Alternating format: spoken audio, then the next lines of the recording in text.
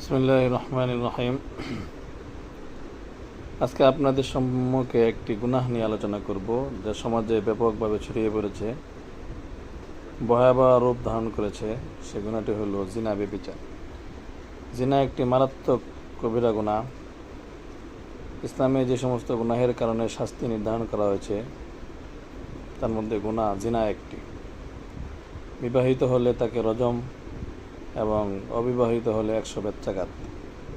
শর্ত হলো ইসলামিক শাসন থাকতে হবে। সেই জিনা ব্যভিচার থেকে আমাদের বাঁচতে হবে। আল্লাহ পাক জিনার কাছেও যেতে নিষেধ করেছেন। ওয়ালা তাকরাবুজ জিনা ইন্নাহু কানা ফাহিশা। নিশ্চয় জিনা নিকটবর্তী হইও না, নিশ্চয় ইহা একটি গর্হিত কাজ।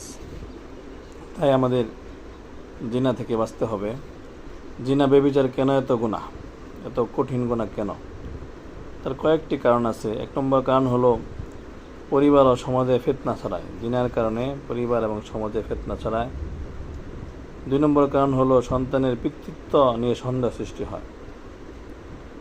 3 মানুষের ইজ্জত সম্মান নষ্ট হয়। 4 আত্মা ও বিবেককে কুলসিত হয়। 5 আল্লাহর অভিশাপ নেমে আসে।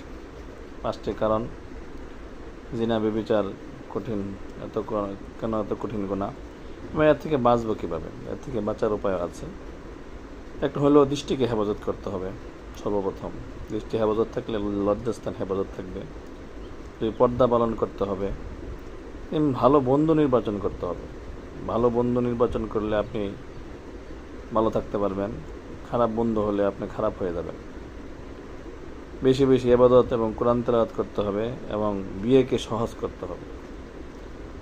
5 লাখ 10 লাখ 1 কোটি টাকা যৌতুক, কাবিন, দেনমোহর, যৌতুক, এই সমস্ত কারণে বিয়ে কঠিন হয়ে যাচ্ছে। বিয়েকে সহজ করতে হবে এবং ভালো সমাজে থাকতে হবে। এই সমস্ত কাজ করলে আশা করা যায় জিনা ব্যভিচার থেকে বেঁচে থাকতে পারবো। প্রত্যেকটা আবার অনেক আলাদা আলাদা টপিক নিয়ে আলোচনা, লম্বা আলোচনার আছে, কিন্তু লম্বা আলোচনা করা তো কঠিন। তাই আমরা সংক্ষিপ্তভাবে এই আলোচনাটা আপনাদের জন্য পেশ করলাম। আল্লাহ পাক আমাদেরকে বুঝার তৌফিক দান করুন।